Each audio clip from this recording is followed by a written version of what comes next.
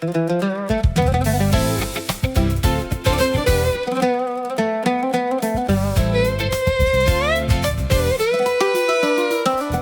dream, I am writing a letter about a place that I've never been, a land of which I only had glimpses from pictures in news magazines and snowy old TV screens.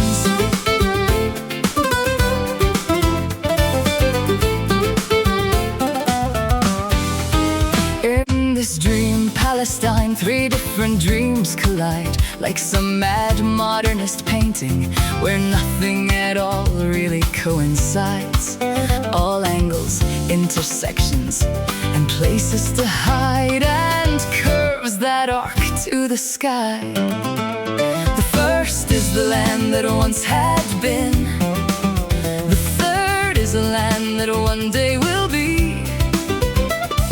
And in between the barren lies a layer of fire and dust and screams, and places where innocents die. I am writing a dream letter on Palestine, but is it an appeal, a mirage, or a scream? When I speak of Palestine as a fact, voices rise from trembling lips that I have never seen. There are three voices in my letter, taking turns to vie with sleep, appeals, accusations, and bitter outcries that rise from the dust and flicker from tongues, flash wordless from exile's eyes. The first is Palestine for them, something they only own, that whispers down lonely alleyways, moans through the derelict homes. Second, the cane on the victim, refusing to go to his knees. He says to me, "Who are you that you dare speak? Who helped pay the breaker of bones?" The third is hanging in the wind, tearing the eye of the sky, a cry for a place where we all have a home and a chance to be washed when we die. There are three skylines in my dream, Palestine, a land I have lost without seeing. The first, the shape of the facts on the ground. The second, the shape of the facts being made. The third, the shade of what once was a home, and the tearing sound of an unsheathing blade. The first skyline is a bone-white line of bone-white broken stones, flattened or in heaps here and there, stone alone. The second, the shape where the city was, made of dust thrown by tanks into air, to hang like a veil in the quivering heat, reel and shudder to rhythms of Apache fire beats and the poetry of a prayer. The third, all the color of things far off, that colors the lens of the heart and the eye, golden, azure, and green, and then in the dust, blood red as the last light dies. In my dream, Palestine, three cries echo through shifting designs of broken homes and broken bones, and three shifting dream skylines. And there are three voices sharing my tongue, a wall to be scaled, a song to be sung, two halves of a ladder bereft of its rungs. And then a third voice that few ever hear, over the missiles' roar, over the cant of the nightly news, peddlers of lies and of fears, over narrators that smoothly weave blandishments, spinning rationales for the horrors. Is there a possible voice that could rise, forged from all possible sides, through which all of us as one can scream? At once an indictment, a mercy, a dream.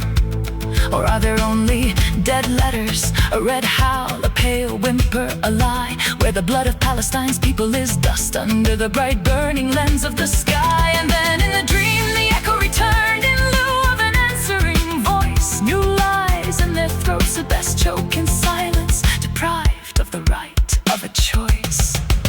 Now there are stones in the hands of the children, their eyes are likewise stones, and blood thrown up to heaven, and tracks down the road alone. I am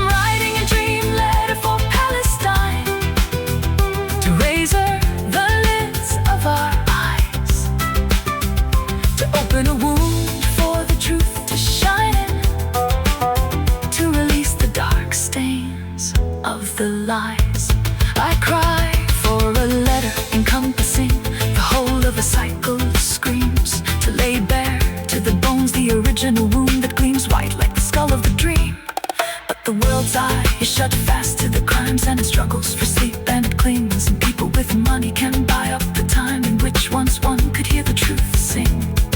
The skull is the pond in which the blood pools, and where our reflections are blood-minded fools, and one can see cause give birth to effect, and one can see fair lands with dim to wreck, from which desperate voices rise. Cries built in our sleep from a litany of half-truths, unexamined, and lies on which we've been fed all our lifetimes, which at length I have come to despise. From one side, smooth round stones are cut into the sky. From the other, the straight bullets simply fly.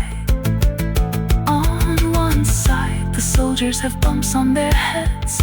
On the other, civilians just die.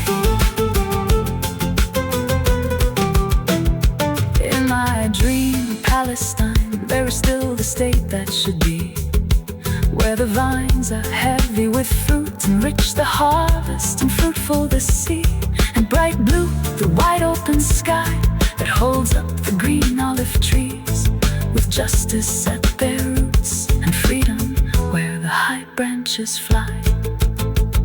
What more can I possibly say that millions of refugees have not said before through tears? God willing, we will find ourselves